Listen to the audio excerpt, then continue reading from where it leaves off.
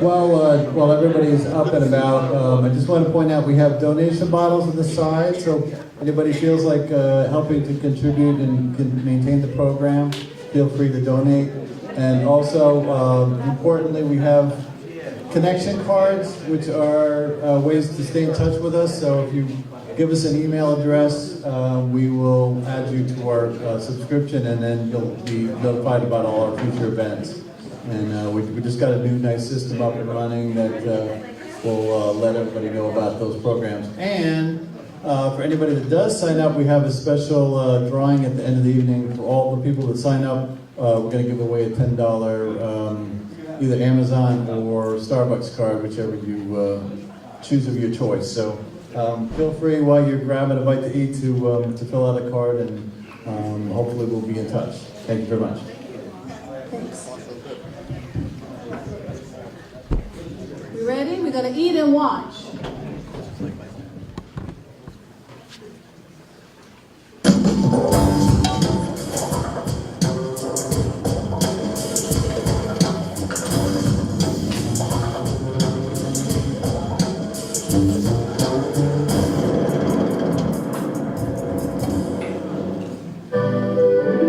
Imitation of Life ended up having just this extraordinary impact on the African American community, because it was really the one Hollywood film of the Depression era that suggested there was such a thing as a contemporary race problem in America. I'm not black. I'm not black. I won't be black. It tells the story of two women, a black woman and a white woman. Yes? Good morning. Each is without a husband. Each has a young daughter to raise. At one point in the movie, the black woman is preparing breakfast for the white woman. The white woman's so impressed with her pancakes. I never tasted anything so good in all my life. How do you make them? It's a secret, and it's going to die with Delilah. She gives the recipe to the white woman. The white woman eventually markets a mix based on that recipe, and then in one sequence that today is unbelievable to us, the white woman offers the black woman a 20% interest in the company. Well, of course, this is very kind of the white woman, particularly since without the black woman, there would have been no company whatsoever. Now, here are the papers for you to sign. But if I sign them, then what? Then you'll have a 20% interest in the Aunt Delilah Corporation. You'll be rich. Heartache comes to the two women in Imitation of Life because of their daughters, and for the black woman, the great heartache comes when her daughter decides to cross the color line and pass for white. The director, John Stahl, was determined to find a white-looking black actress to play this light-skinned young black woman. They turned their eyes to New York City, and that's where they saw Freddie Washington. And Freddie Washington was known as the girl with the boy's name, the black girl with the green eyes, the black girl who looked white. Early in her career, she had been urged to pass for white, that she would have a chance at a big career, and she refused. She said, in essence, she could never be anything other than what she was. Freddie Washington told me that the one line in Imitation of Life that she hated was the line when she said that she wanted to be white. What's my baby want? I want to be white, like I look. Viola. And Freddie Washington said that the character she felt didn't want to be white for the sake of whiteness. She wanted to be white to have the same chances that everybody else in that house was going to have. Oh, my baby. On the one hand, the black audience really did pick up on the thing that she wanted white opportunities, and that they could understand and connect to. But the audience could not accept her rejection of her mother, and in essence, her rejection of her culture. What can I do for you? Viola. What, Viola, child? I'm your mammy. Well, that's ridiculous. I never saw you before in my life. What's the meaning of this? This woman doesn't know what she's talking about. Do I look like her daughter?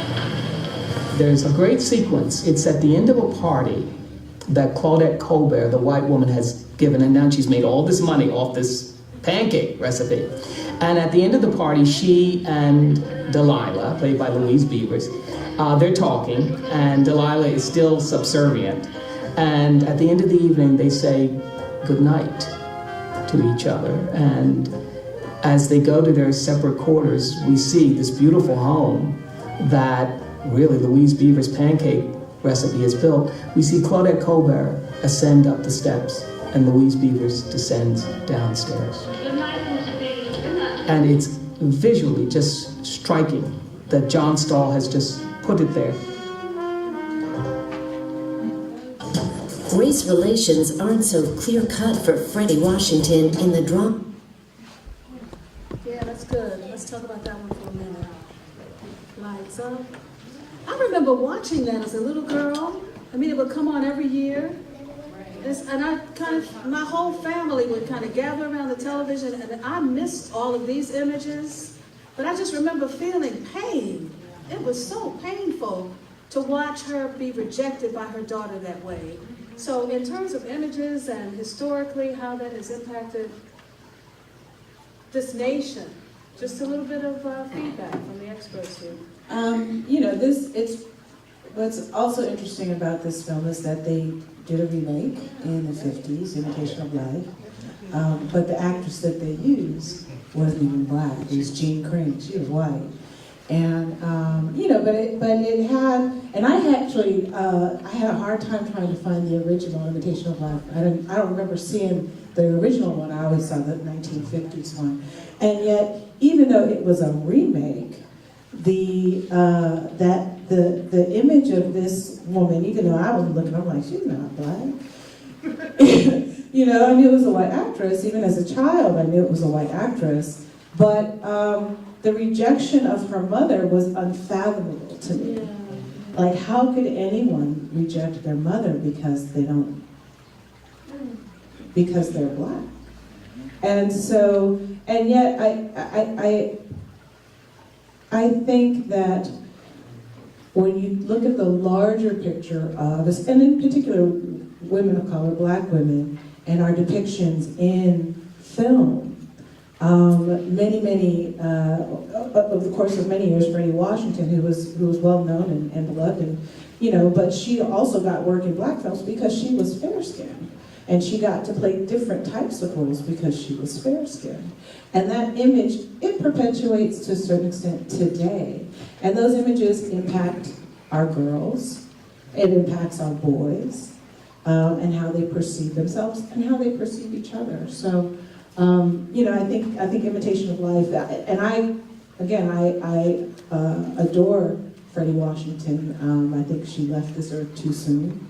And she we could never really see the range of her work because she was always pigeonholed as an actress and as a fair-skinned actress. But that's what I'll say.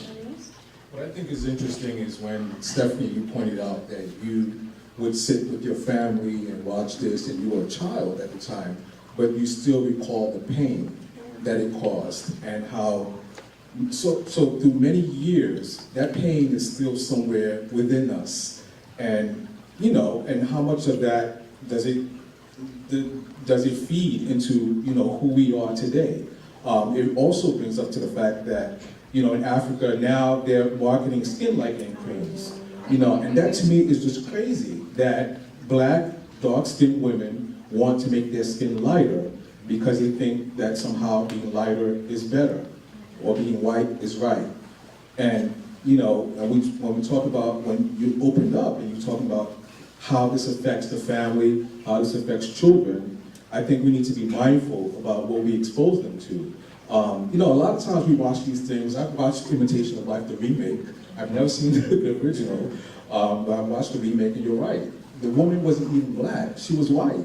So they just went there. They just said, to hell with it, let's just use a white actress. So I think it's just a dangerous portrayal we need to look at and examine carefully. And and it's just heartbreaking to see.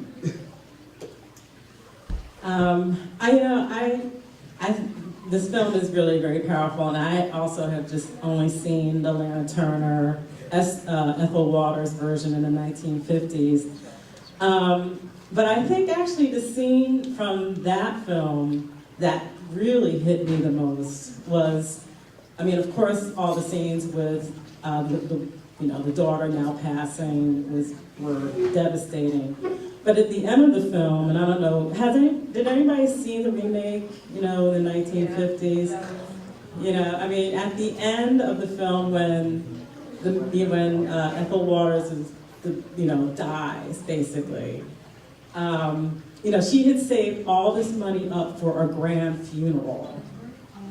And at the end of the film, well, before she died, actually, I think she told the white woman that when she dies, she's going to have this grand funeral and go off in style. And the white woman says, and I forgot the character's name, but the main actress, he's like, "Oh, I didn't realize you were religious." And the black actress says, "Well, that's because you never asked." And so it just also speaks to like the invisibility of this woman to the white actress. She was a means to an end, to make money, but she never saw her as a person. And so that also speaks to just how we as black women or have been portrayed. We're there as part of the story, we're in the background, and even though, the black actress in this film has she's part of the major plot, still there's a secrecy, there's a silence to her character that we as an audience really don't get. And the pain of her, so it's just really interesting that script captured that even between these two women that supposedly had a very close relationship, and yes, she's always subservient, there's still an inner life to this black character that has never been tapped. So it's, it goes on to just how black images are still in film, sometimes just the props, if you will, to the major story.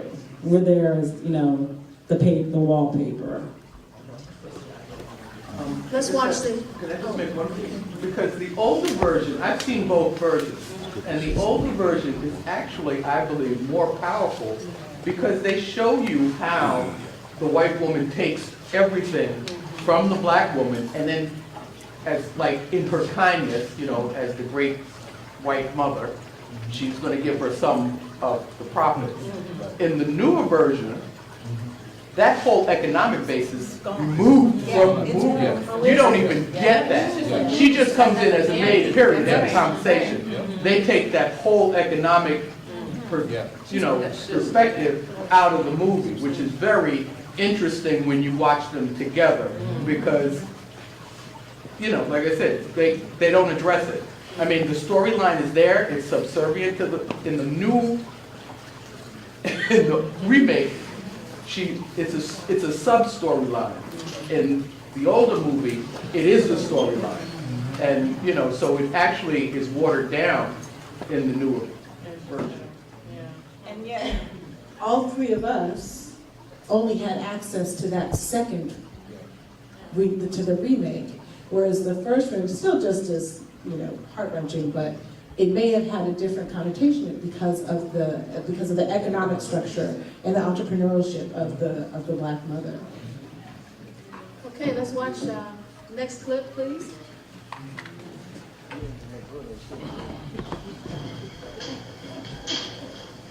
Why did you two come here?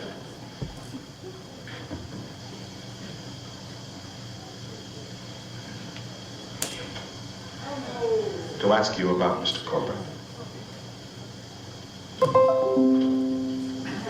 Let me understand this. You two came here to question me? Well, your attitudes, Mr. Endicott, your points of view are a matter of record. Some people Well, let us say the people who work for Mr. Colbert might reasonably regard you as the person least likely to mourn his passing. We were just trying to clarify some of the evidence. Was Mr. Colbert ever in this greenhouse, say last night, about midnight?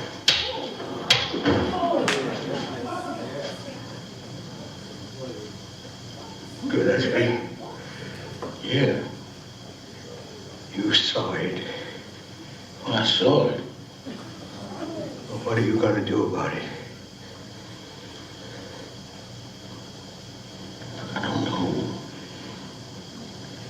I'll remember that. There was a time when I could have had you shot.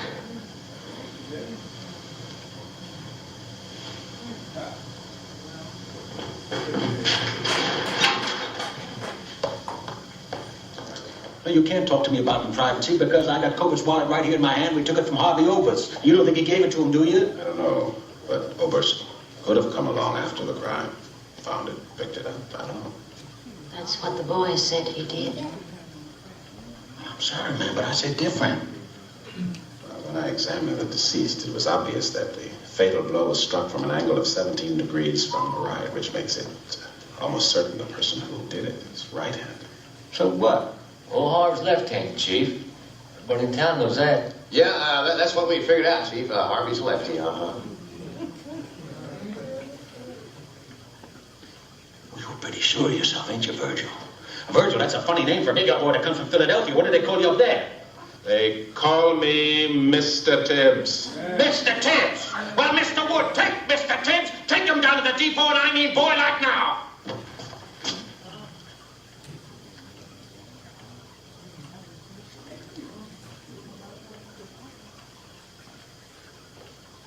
I'll have the FBI lab send you the report on this. Not that it'll make any difference. I'll take that. You won't. I'm sending you in, personally.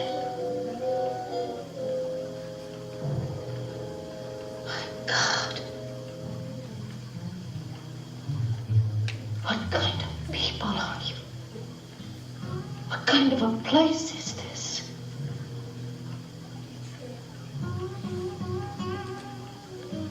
My husband is dead. Somebody in this town killed him. I want you to find out who.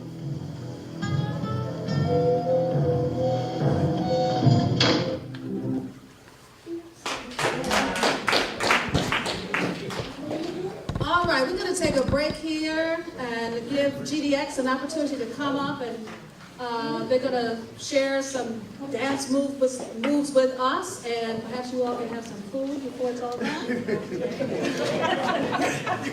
And so if you all will prepare yourselves, and then we will be blessed by them and go watch it.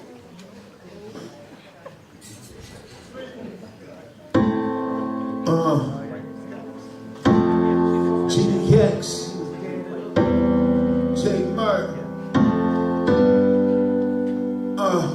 I'm rapping on this beat like Common, but I ain't common. We just got something in common when it comes to this. Watch me crumble up my hands as I make a fist, and I put it in the air so you could understand this, that our ancestors fought for survival. They are idols, sacrificed their life so we can have a title. They were constantly persistent, even when they were losing. They made freedom existent, now freedom we are abusing. We live in the world with guns, keep pulling triggers, and blanks say the word is okay to say nigga. Rise up, open up your eyes, you'll start to see that in today's time we are still not free, cause there's shackles on our wrists and there's shackles on our minds. Every day there's a risk as we travel through the times. We just slaves to the world, slaves to the media. Why live right if living wrong's just easier? But I pray for the day where I can see his dream, and I too could be like Dr. King, where my lyrics cause a trance. Everybody hold hands, where women respect themselves and men pull up their pants. See, I'm standing on the stage,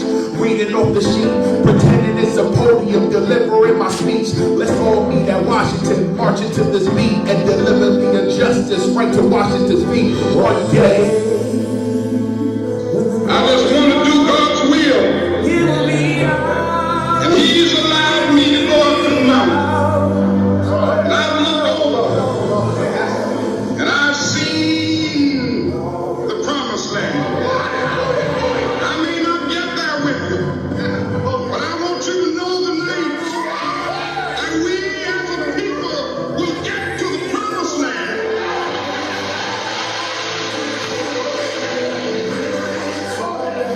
So I'm happy tonight. I'm not worried about anything. I'm not fearing any man. Mine eyes have seen the glory. Yeah, look, I took a flight out to Washington just to see a scene. Then took a trip to Lincoln just to feel his dream. Felt the vibration of 1,000 people scream, cheering for a vision to end all this pain. We gotta deal with the slugs that is cursed with the name. Deal with the mud when the earth brings us rain. Deal with the drugs when it enters our brain. Deal with the fact that we born with these chains. Nah, I choose freedom. Enter the same way I came without chains. I don't need them. Stereotypes, what? I'ma beat them. All of my goals, what? I'll achieve them. All of his dreams, yeah, I believe it. It's easier to fight when you got a reason. Hear the history in the background. A king saying don't look back now. Can you feel his glory? Generations will tell his story. Yeah, we celebrate a king. So let freedom ring. Amen.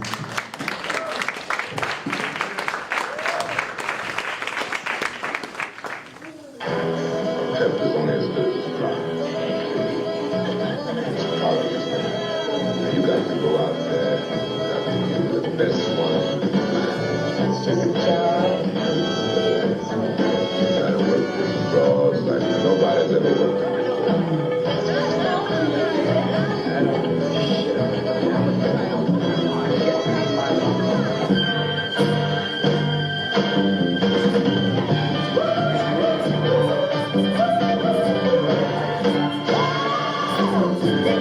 These are my people out here, man. I got a whole thing out here.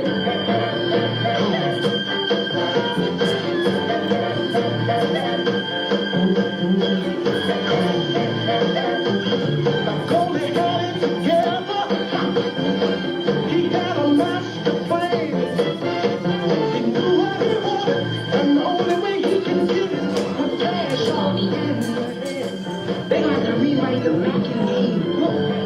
Because I'm the new king. You made a dumb enemy. So I just son of a bitch trying to make this nigga insane. But people walk around you ain't listening now. Being rich and black means something. Keep doing that. We're gonna be broke. We're getting too big. The word has come down. It's not healthy to get too big.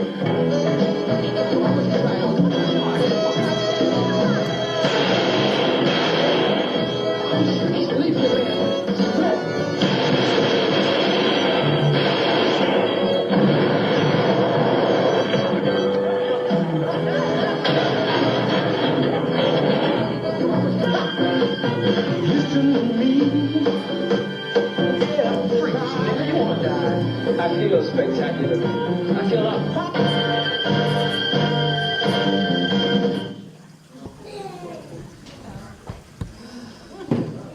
Well, that one was almost as dangerous as Birth of a Nation. In many respects. Growing up as a little black girl in Baltimore, in the hood, going to see the Mac, I thought he was so handsome. And all that money and all those fine clothing, and it was like, wow, that's really something to aspire towards. When you have limited options, and the people in the neighborhood are the gangsters, and I think they had a lot of influence on, I'm not going to say the whole rap community, but some persons in the rap community aspiring towards money and cars and houses and clothes and women and that whole mindset, because I know how it affected me. And if I had not had other people, role models in my life, I probably would have wanted to be a part of that life. And I'm not the only one. Any other feedback on that? Goldie, Goldie. I just want to step back a little bit though, Stephanie, if we could talk about Sidney Poitier for a minute. Oh, yeah, sure. You know, that was the anti-Birth of a Nation, Yeah. you know, with Sidney Poitier, where he was a dignified, intelligent black man, standing up, looking white man straight in the eye, and not backing down, not being subservient, not, you know, being a buffoon. And, you know, not only did the white men not know how to handle that, there are plenty of audiences, you know, who didn't know how to deal with that. You know, this upright, righteous, wonderfully beautiful, dark-skinned man being a man. So I'll move on to the blaxploitation, to the Mac. You know, I think we have like I'll speak for myself. You know, there's a conflicted feeling about blaxploitation films. You know, because on one hand it's like, yeah, sticking it to the man, you know, and oh, you know, beautiful Pam Grier, and you know, we're seeing all these black people just fighting and, you know, being glamorous and, you know, the action of it all, the glamour of it all. But yes, just on the outside of that is who are these people and what are they representing, and, you know, what they become their own stereotype as well. But when I was like 13 watching these films, I wasn't feeling that, right. You know? And that's how insidious it is, you know? It's like you're kind of taken by the glamour of it. Because I wasn't from the hood, but it doesn't, you know, but still, you know, I was seduced by that, you know? So, yeah, it's still, there's still conflict. Yeah, it's a little rush.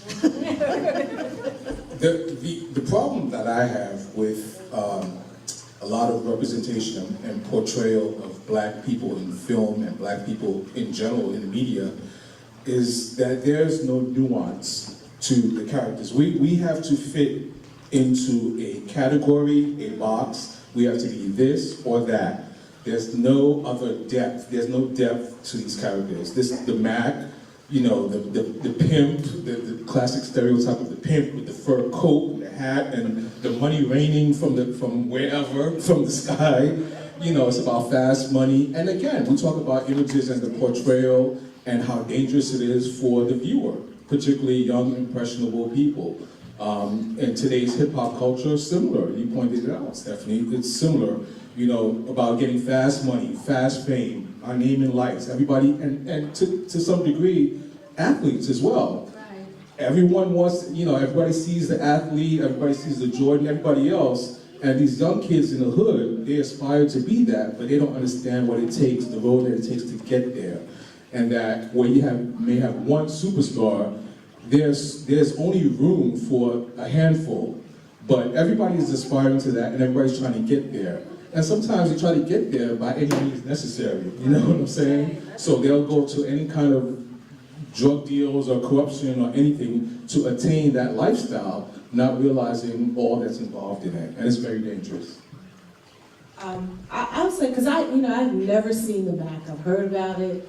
I've never seen the Mac. And I've seen a lot of blaxploitation films, but I never saw the Mac. And yet everybody's like, the Mac. I'm like, I've never seen it. So, and yet every image that I saw right now is very familiar. I've seen those, you know, same money falling from the sky, and, you know, brothers like, you know, the pimp. I've seen it in a whole bunch of other movies. I've seen them in our music videos. But what's interesting in terms of the blaxploitation era and the rush of those films that came to market is that, you know, I think, if I remember my film history correct, when Sweet Sweetback came out, and, you know, he was a unapologetic black man, and although his depictions of women and black women, and we can have another conversation about it, because I wrote a paper about that, But you know, it had a black man. He was empowered. He wasn't going to let anybody talk to him. You know, and then it was it Shaft? Was it Gordon Parks who did Shaft, right? Yes. And so, you know, again, Shaft, he was a cop, but, you know, he's trying to fight all this stuff. And I think I saw Shaft, I wasn't supposed to, it was a driving movie. My parents were like, go to sleep. I was like, what is that, you know? But the makers of those films were black men. And so their characters were not caricatures. Or, you know, there's still some things that they put in there, but those characters were much more developed than they had been in the past. But those films made money. And at the time, Hollywood was in a slump, and they were like, oh, wait, let's start making some more of those movies, and oh, we can make money off of that. And so that's when they started to flood the market with these blaxploitation films, and they're just writing scripts and they're putting in all the stereotypes because it's only about making the money. And the filmmakers behind those films were not always black. And so you started to lose, you know, the multi-dimensional characters in many of the blaxploitation films that came after that. And so there's a whole, you know, so it's like a love-hate relationship. I know one of my favorite blaxploitation films, I always forget the title, but I actually can't even explain it. We're in the House of God. but I saw it in film school, and I was like, I can't believe they made that film. And it was hilarious to us when we were watching it in the 80s, but back then it was like people they wanted to see themselves on film. They wanted to see themselves in positions of power, no matter how stereotypical that could be. I think the drawback is that those images and how it affected and impressionable young people continued, so that in the 80s when you had music videos and the rappers were starting to make their films, what came to market and what made money were the images of rain and money. You have to be clear, like, you know, I heard the word pain here tonight. You know, and a lot of black people, we ain't in pain. Pain is if you lose a child and you lose your mother. That's pain. You know, we are in anger. You know, anger is being cheated, mistreated, being used, taken advantage of. That's what black people are at. You know, and it's still continuing. You know, mind games. You know, you want us to be nice to you, but you're still playing games with us. You know, you're still tricking us. You're still depriving us. But you want us to be nice to you. You want us to associate with you. You want us to get along with you. You know, you want us to love you, understand you. But you don't deserve that if you're not going to give that back. You know, it's a two-way street. You know, and God forgive me if I'm out of line. You're not. Thank you know, but this is a two-way street. You know, you can't ask for me, and you're not willing to give the same. You know, thank you. Duly noted. Anybody else want to share any film that has made an impression upon your journey? Yep. Superfly. Yes. So it was a great movie to me. But the thing was, it sent generations of kids in the wrong direction. Right. I couldn't wait, you know, it was suddenly dressed real cool, which the style was already the style. And he was selling drugs, had money, had to find girls, and I couldn't wait to start smoking herb, selling drugs, and have the bath scene with a pretty girl. Yeah. It's like a Superfly, and we, maybe about 90% of the people that I knew growing up, all did the same thing. Right? It was like, and not just us youth, parents, the older generations that we knew, everybody was into the same thing. And what my cousin Tony was talking about, had to be taught. Remember, a lot of people nowadays go down to Midtown Manhattan, Times Square. It's Disney now. But back in the day, that's how it was. And everybody wanted to go to the city, and when you went to the city, it was grimy, and that's what you see. And you thought you was cool by being down there, so you gravitated to that. Hopefully you're gonna make some money, but in the end, everybody loses. So what has film done to us spiritually as a people, based on your comment? Yes, sir. I'd just like to say that the newer version of Birth of a Nation with the Nat Turner story, you know, I thought was an excellent movie.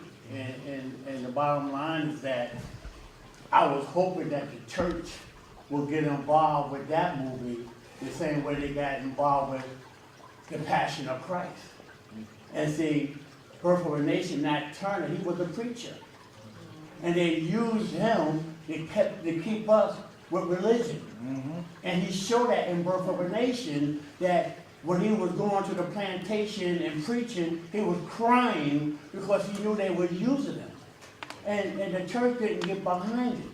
So what we got to learn how to do is that we need our spirituality, right? Yeah. And it's only one God. But we get so separated when it comes to religion, because you want to be a Christian, you want to be a Muslim. But we're all seeking this one God, and there ain't nobody got no real claim on it. And so what we really need to do is start living in love. Because if God is love, you know, and that's what we need to start telling our children, you know, that, you know, scaring people with hell. And listen, I was raised up on Christ. You know what I'm saying?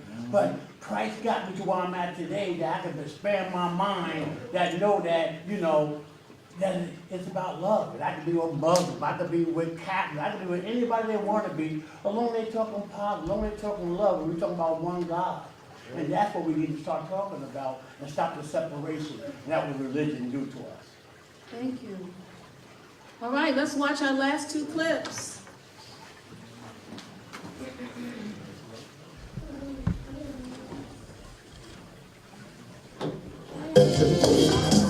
Universal Pictures presents a new film from Spike Lee. Good morning, Miss Mother Sister. Now, Mookie, don't work too hard today. The man says it's going to be the hot as the devil. I've been here 25 years. LaSalle's famous pizzeria is here to stay. Trust me. Mookie, the last time I trusted you, we ended up with a son. No, you can't stand it. You can't stand it. Hey, Sal, I'm going to put him on a war here. You want brothers on the wall? Look. Get your own place. You can do what you want to do. What I tell you about that noise? What I tell you about them pictures? You talk to your brother, talk to him. You the man. No, you the man. No, you the man. You the man. The first time you turn your back, boom. Right here, man, in the back. Y'all take a chill. You like to sign a petition to boycott Sal's famous pizzeria? Maybe what you ought to do is boycott that no good barber that messed up your head. And that's the double truth. Deep down inside, the way you were blind. Who told you to walk on my street? Who told you to walk on my side of the block? Who told you to leave my neighborhood? I own this brownstone. Who told you to buy a brownstone on my block in my neighborhood on my side of the street? I can't even hear myself think. From Spike Lee,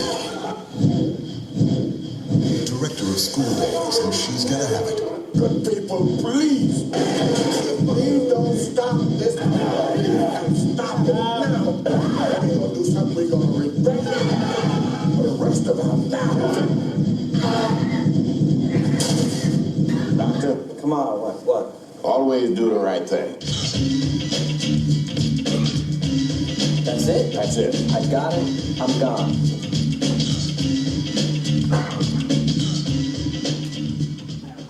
All right, the Spike Lee era. Yeah. Do the right thing. Any reflection on do the right thing from anywhere? Panelists? Amazing scores. He had some amazing scores, you know. But it's unfortunate because for some reason I still feel like I have to censor. Like I can play it at home, but I may have to, you know, be mindful about what others think if I just want to hear it in its entirety.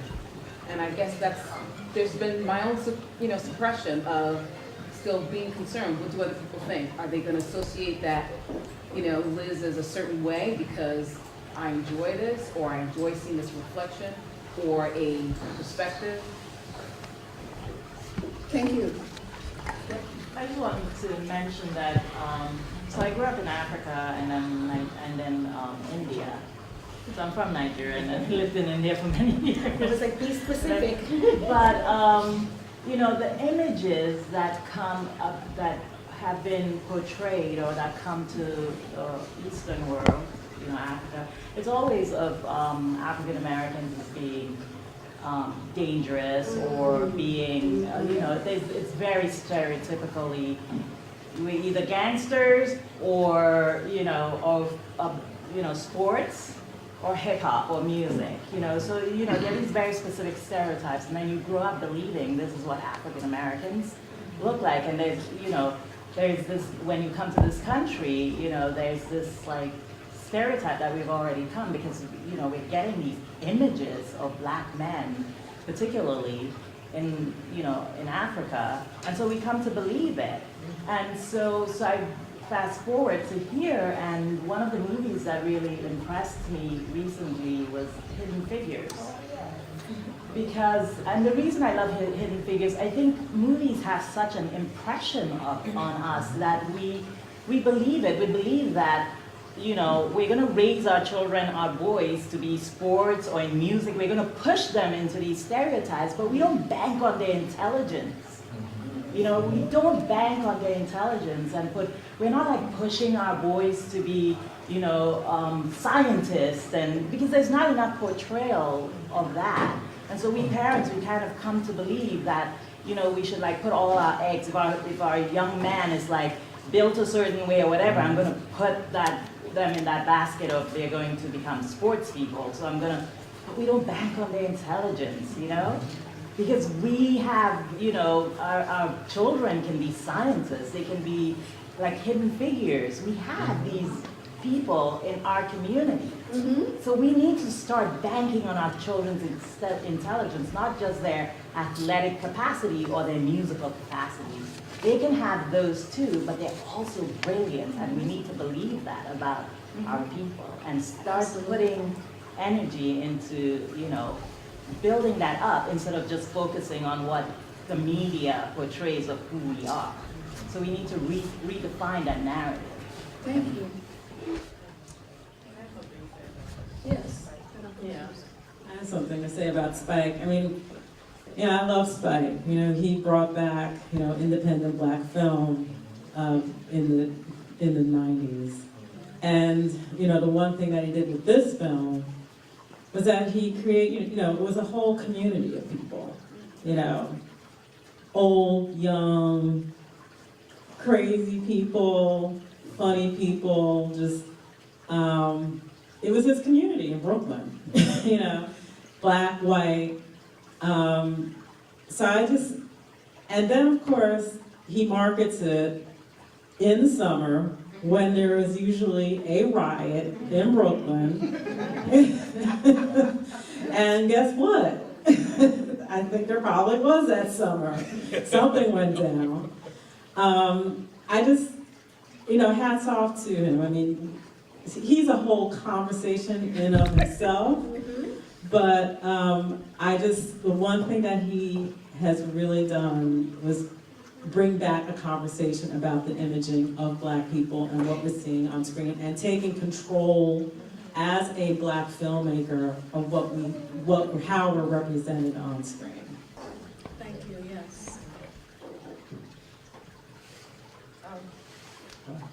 I think Spike and you know, the era, to me, that was such a dynamic time for black independence. And we were just talking about the Black Filmmaker Foundation, you know, and you know, a lot of us, like I was part of a collective, and we were all trying to make films, and you know, and Carol's talking about being working at Black Side, and you know, there's a bank of black filmmakers that were, I guess, grown through Black Side and went out to make their own films. And you know, you mentioned we need to have more stories so that we can share the multidimensional aspects of who we are.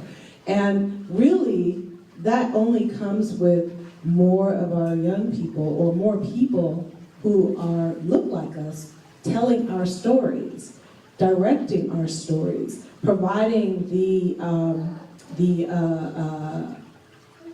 reality check when you're in the room. And you know, some of the work that I do at Black Public Media is when we're looking at projects to fund, you know, we'll get content that is documentaries that are set in an African country, and I want to try to make sure that what we're going to put our money into is this: who's telling this story? Why are they telling this story? And you know, there was one film, and the filmmaker was a white woman, and she was telling the story of it was a Nigerian story. The president who got killed. I can't think of his name. Okay, I'm not looking at it. I won't look at you, because actually you were too young. But anyways, but one of my colleagues, he's Nigerian, and his mother actually lived through that period. So I said, you need to take this film home, because it looks like it's good to me. I think the story structure is great, blah, blah, blah, blah, blah. But I need to make sure that it's the truth. You know, because I know that the filmmaker isn't white, and she's from the US and she's very privileged. I knew that. And so he took it home and he let his mother watch it, and she came back, she's like, no, this was pretty accurate, etc. Well, what ended up happening when we were thinking about picking it up is that the filmmaker started to say that this was the definitive film on Nigerian politics. And she wanted to be part of all of the press. And I said, oh no, not on my watch. We are not going, this is not the definitive film, because you are not a Nigerian who grew up at that point in time, and they might want to tell that story in a different way. It didn't mean that her story wasn't good. It was a good film, because we were considering it. But the fact that she was about to roll it out as the definitive film is problematic. And that's why we need to have more of us telling our stories, so that you have more than just one. Why is it that Ken Burns gets to tell the story of jazz? There are a lot of stories of jazz. Mary Lou Williams was told by Carol Bash, right? That's just one story of jazz. I mean, I can go on and on, but you know, Spike really represents in some ways that the power of the Black filmmaker and the Black voice. You know, you have our young people who are going to film school and they're doing screenwriting because they want to tell our stories, and we need to encourage that and push that so that we have more representation, not just in front of the camera, but behind the camera and in those rooms where they make the decisions as to whether or not a project is going to be funded or distributed. Because a lot of what you see in front of you, somebody sat in a room and said, yeah, we want to put money in that. Oh yeah, we're going to put that out on you know, out in theaters. And many times, we're not in the room to say, I don't think you want to do that with that film. Or do you have somebody on staff who is of African American descent, so that they can inform you of the character choices that are in the script? It makes a difference when we are in the room. And we just need to, there just needs to be more of us there. Thank you. Any aspiring filmmakers in the room tonight? Well, Perhaps? Well, You want to make some connections after we... oh yeah. How you doing? I just wanted to make a comment on Spike Lee. Okay. On Spike Lee with Malcolm X. Now, Malcolm X, I love that movie Malcolm X, and because it showed Malcolm when he was young, and they called him Red, and he was a drug dealer, pimp, and all that kind of stuff. And then he was able to become Malcolm X. And I just think that a lot of young people don't get to become Malcolm X because they die when they're Red. And now that I'm a little older now, I recognize like the system. I recognize fast foods in the hood, and I recognize liquor stores in every corner, and I understand it's a whole system for us to fail. And but I know that even for myself, I still fall. But I know that young people need hope, and I just think when you look at the rapper and you see him with all this money, all the girls, the reason it looks good to me or to a young person, I can say for me too, is that that person came from where I came from, and now they're making it. So it's really that, I know it's a manipulation, but it's really that hope that I can get out of my situation. So I just think that we got to find some way to pull on that hope with young kids and steer them in the right way. Thank you. Thank you. Last film, please. Sir, you wanted to say something, though. I ignored you. I'm sorry. Well, that's okay. I don't think I'm talking a lot, but I just wanted to say this, talking to a young lady from Nigeria, you know. You see, don't forget who owns the media, you know. So they're all going to show negative things, how we look.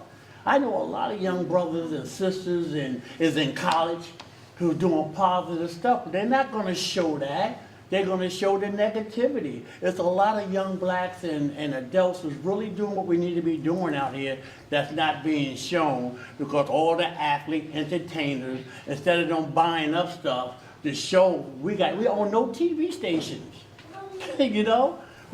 I look at the local, like the cable, the lower numbers, there's nothing but Spanish channels and all that. We could be buying that up. And what news station we have that talk about urban, our perspective of what's going on.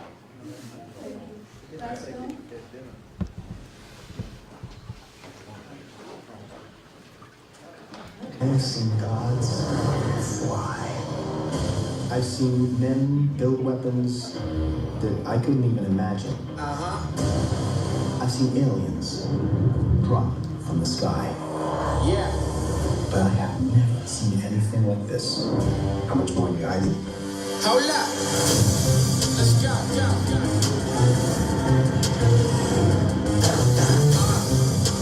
We are home.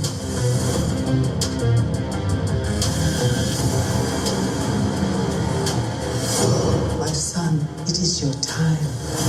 Show me my respect and bow down. You get to decide what kind of king you are going to be. Don't freeze. I never freeze.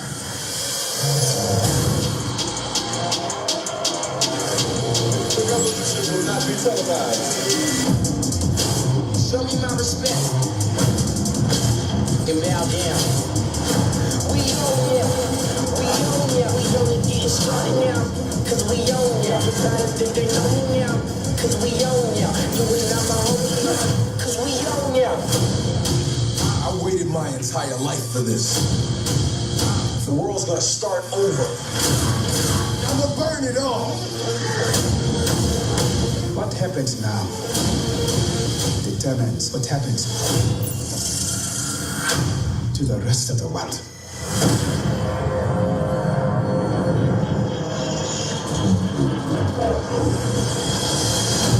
You will not be able to stay home, brother. You will not be able to plug in, turn on, and count out. The revolution will not be televised. Let's have some fun.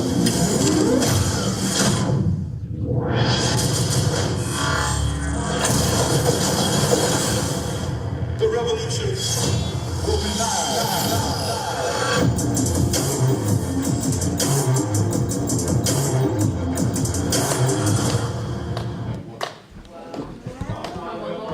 Gil Scott-Heron. Anybody else know Gil Scott? Oh, yes. Are you really? Oh, yes. Love it, love it. We needed Black Panther. I think we were starved We were for this kind of portrayal. I mean, I've never seen so many people wearing dashikis. Probably people who never wore dashiki before.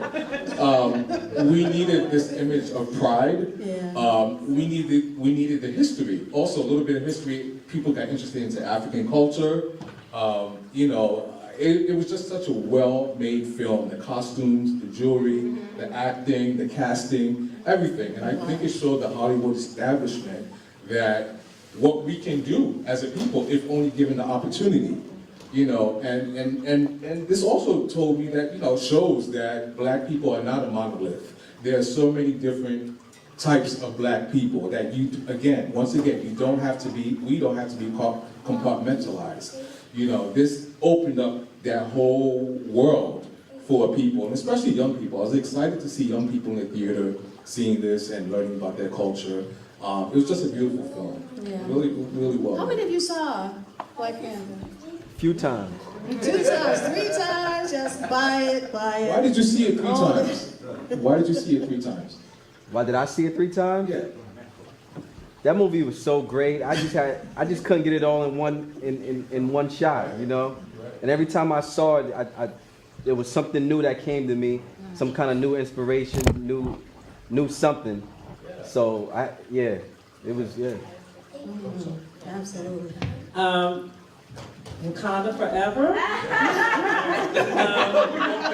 I just wanted to say that what we all need to be watching out for, though, is how many other Black filmmakers get a chance to have that kind of budget. Black, women and men get in the door because of this film. Ryan Coogler did an incredible job. And also, will he be allowed to fail? How many white directors have done horrible films, huge budgets, and get more money thrown at them the next time? So that's something we need to watch. What happens to him as a director and on his path, and also, are we now allowed to break into the bigger room? So that's when I'll really be saying Wakanda forever. Wakanda forever. I took my nieces and nephews to see it.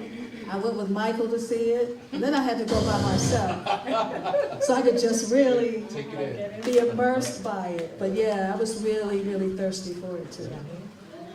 I love sci-fi, so just to see us everywhere in that film. I love sci-fi, and that's a superhero film. I watch all of those.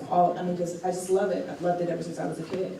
And, I just felt it was a beautiful film. I loved seeing all of these black and brown and all, the whole radiation of a color spectrum.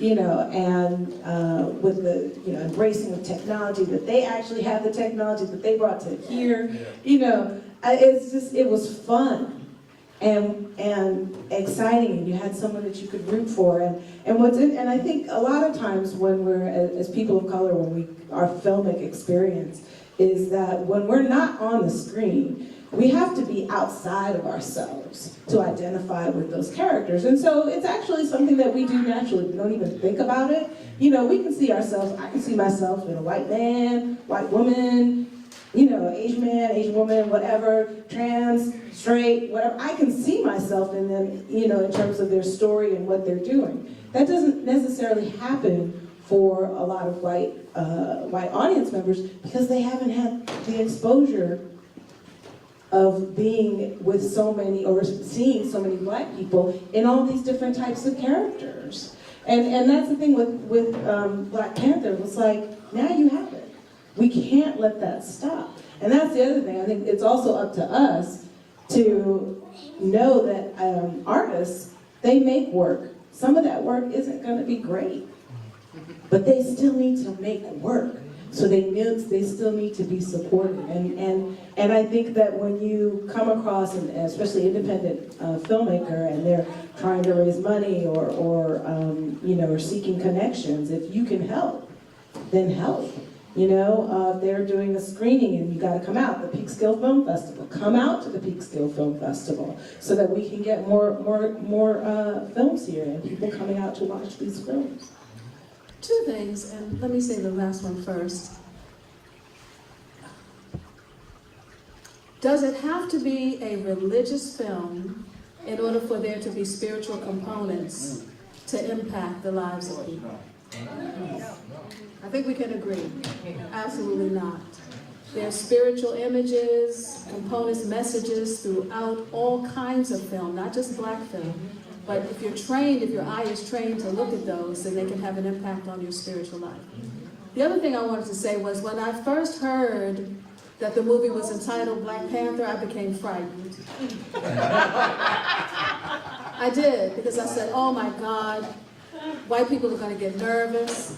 and think that it has to do with the Black Panthers. And then there is going to be some retaliation and fear mongering and all that, but it didn't happen. I didn't hear a lot. I was waiting and listening to see if there was going to be any negative talk show, radio stuff going on, but I didn't. Did I miss it? Some of our white brothers and sisters, what was some of the conversation like about Black Panther? And behind closed doors, if you will. Come out. Wait a minute, I want to hear from them. Was there, or did I just miss it? All my white people loved it. Stan Lee originally based the character on the Black Panther. Yeah, yeah. Okay. Oh, yeah. Thank you. I'm glad to hear that. I never heard anything negative but it was a whole new experience for me that I enjoyed in seeing African Americans or black people. I want to say black people because they're African. That was set in Africa, at least part of it. And they were heroes. And we don't get that. I mean, I guess Sidney Poitier a little bit, and Denzel Washington maybe. And it was refreshing to me to see black heroes. Someone with dark skin that was a hero. Thank you. Super confident black women. Oh, my goodness. Oh, yeah. Strong. Very strong women. Strong, dark, beautiful. Yeah. Intelligent. Any final comments? Well, I need to know much the movie. Oh, you have to. Well, we watch a lot of sci-fi stuff too, but sometimes we see trailers or we see little bits and pieces of the trailer, and when it looks like too much of a video game, I'm not going to watch it. But now I'm going to watch it. It's on Netflix. It's on Netflix. All right, we're going to wrap it up. Fine. Do I see a hand back there that I had not seen? Yes, Mark. Back there, I was just going to say, I heard a couple of panelists, or one panelist was saying, we need more depiction of a greater range of characters. And in that movie, the Black Panther, you had an entire range. You had, some that were, the brother who was kind of nefarious, and then you had the sister who was the brainiac genius who could do anything. And so there was a whole range of that character, and that's really refreshing. And it was a great movie, I mean, I'm a Marvel fan, so I was into it, and I didn't hear, anything negative said, about the movie, and I thought it was wonderful to see that, some of these, black folks just embraced the movie, because it resonated so well as well. So all around it was powerful. Thank you. Real cool. Real quick. I just have sir. one Yeah. comment. The Black Panther was a 1960s or early 70s comic book hero. So, for those that may know about comic books, but Black Panther had already been out in books and stores early in the 70s. Okay. Thank you. Any comments from our young people? Because we haven't heard very much from. Any reflections on any of the film you saw today? Any questions about film? Anything that you want to add to our conversation? Yes. This is the first time I'm seeing these films because they don't show these films in school. Most of our history classes on, we know. Most of our history we just learn on what happened, what they did to us, not our impact or like our perspective on it. So this is the first time I'm seeing these. I'm glad you were here tonight. Yes. Yes, Doug. Out of these films, I've never seen them either, except for, the trailer. I didn't watch Black Panther. Not really an action person, but yeah. A movie a person that I grew up watching is Tyler Perry. And even though he made Medea, my mom would make us watch his movies because within the laughter, there's also lessons. And one of the movies were based on a lesson on how God puts you in certain situations that you can learn from. So that's the person I've learned from. And they do Christian songs throughout the play. I watch the play versions, not the actual movie. So. Thank you for contributing that, both of you. Anything else? John, can you take us out? Oh, I'm sorry. Oh, I don't want to take us out. I'd rather stay. I can stay here all night. But I just wanted to say I appreciate that you gave our young folks opportunity to speak. We don't hear enough. I am a high school teacher, and I appreciate films like Black Panther and Hidden Figures because it provides kind of an entryway to conversations. I'm actually a dance educator and I teach percussion, but I use film and visual arts and photos and everything around us to create what we create in our studio together. But it also happens with the conversations, and they're at all different sides, not just ours as adults, but what they actually take away from these films and then share with each other, that may actually change an educator's perspective as well. So it's a plug for to continue to have these conversations. And I agree in history class, I question a lot of what is taught in history. I have 3 children in middle school, high school. And I still question it, the Nina, La Pinta, Santa Maria, Christopher Columbus, and it's not to ridicule anything because you want to hear all sides of the story. Beautiful and ugly too, like Langston Hughes says, and they're all sides of the story, and I think it's having this dialogue and the conversation and opening it up on all different perspectives, from el barrio, from the ghetto, from middle class, high, and let's just continue the conversation and continue to create. Yes. Thank you so much. I'm going to ask you to hold somebody in your heart. Just look around the room and identify somebody and hold that person in your heart. We're not going to hold hands unless you want to, but hold them in your heart as we share a prayer together, and then John is going to take us out, and then we can depart for the evening. So just somebody, think about somebody, wish them well, send blessings their way, light and love and positive energy in their direction, and just lift them up. Eternal and gracious God, thank you for this evening. Thank you for this honest and courageous conversation. Thank you for the insight and the wisdom that has been shared. We pray, God, that somehow it will deepen us in terms of our spirituality and our understanding of who we are together, who we are as a community, as a nation, as a people, and who we are in you. Bless us, fill us with hope and love and prosperity and spiritual growth. We ask that you would help us to continue to gather together and to be a blessing to one another. With hearts full of gratitude, together let us say, Amen. Amen.